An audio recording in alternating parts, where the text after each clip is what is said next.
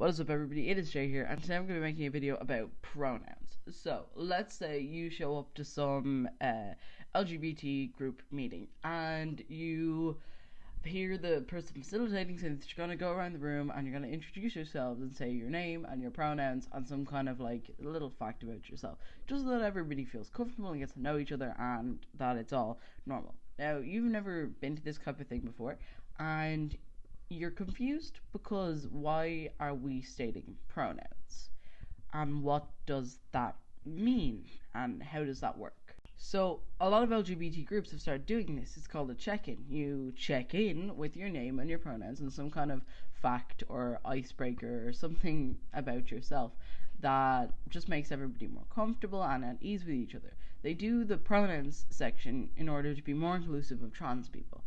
And basically what it encourages is for you to not assume someone's pronouns based on their appearance. For example, I identify as male, but I was assigned female at birth. And there was a period of time where I did not look male. And because of that, people would assume I used she, her pronouns or that I was female. And that made me uncomfortable. So if I was in an LGBT space at that time, I would introduce myself as Jay and that I use he, him pronouns. And that meant that people knew how I felt and how to correctly address me, making me more comfortable in the space. And it meant that people, learned a bit more about how to be polite and inclusive of trans people without it being a big deal. So let's say you're back in this LGBT group, you're going around the circle, and a few people in, someone says, my name is Derek, I use male pronouns. And the facilitator says, we don't say male or female pronouns in this group. We say he, him, or she, her. Why did the facilitator say that? Because there are some non-binary identified people who will use he, him, or she, her pronouns. And that doesn't make them any less non-binary. To say that the pronouns are male and female infers that the pronouns have a gender in and of themselves.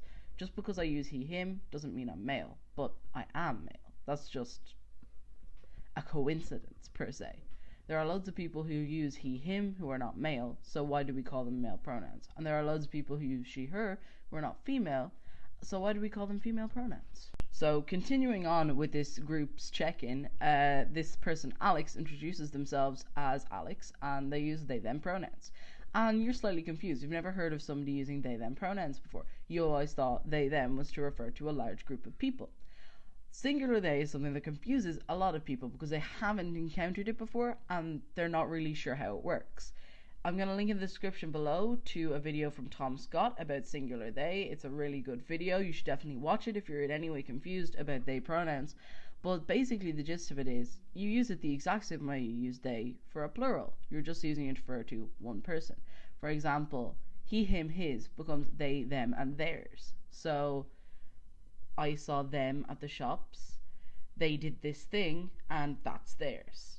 Moving around the room, you might hear some more pronouns you haven't heard of before, and that's because before singular they rose to power as a gender-neutral pronoun option, a lot of invented pronouns came into existence. And what those were is effectively people tried to come up with gender-neutral pronouns, and they just came up with alternatives. A few common ones, which can be hard to pronounce due to the way that they're spelt, include z, zem, and zers, z, here, and heres, here, here, and heres, and then the Spivak / Rogers / Elverson set, which has three names for some strange reason, A, M, and heirs.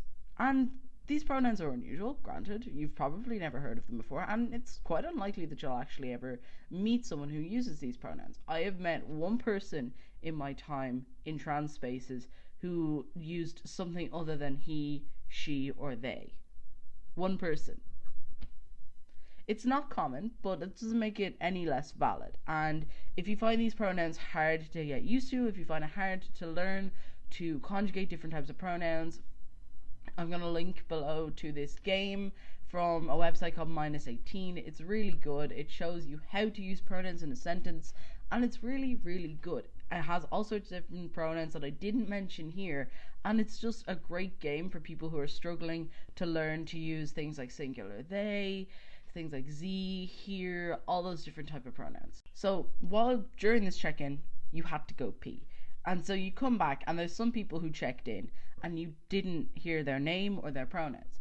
Now, you don't want to make them uncomfortable, so you don't want to assume their name or pronouns, but you also don't know how to find out.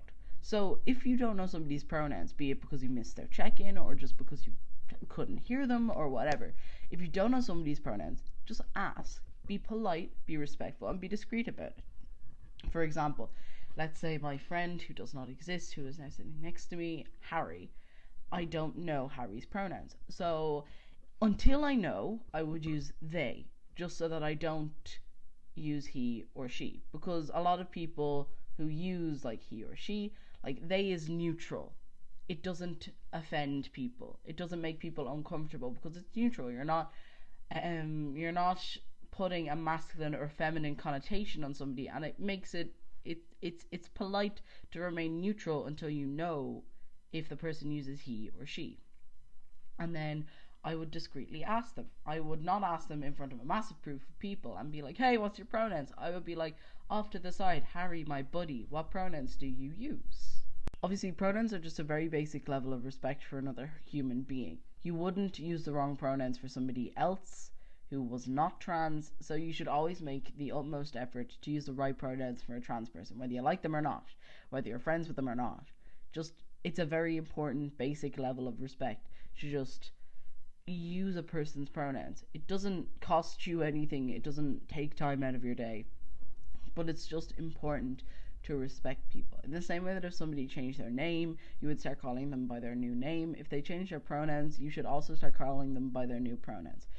If somebody comes out to you and says, I use these pronouns now, check with them to make sure who it's safe for you to use those pronouns around. They may not be out to everyone, so you may not be able to use those pronouns or that name around everyone. So definitely double check with that. And don't ever purposefully misgender someone. You wouldn't purposely misgender someone who was not trans, so why would you purposely misgender a trans person? It's unfair. There's no reason to do it. It's nasty. And like, it says something negative about you to trans people.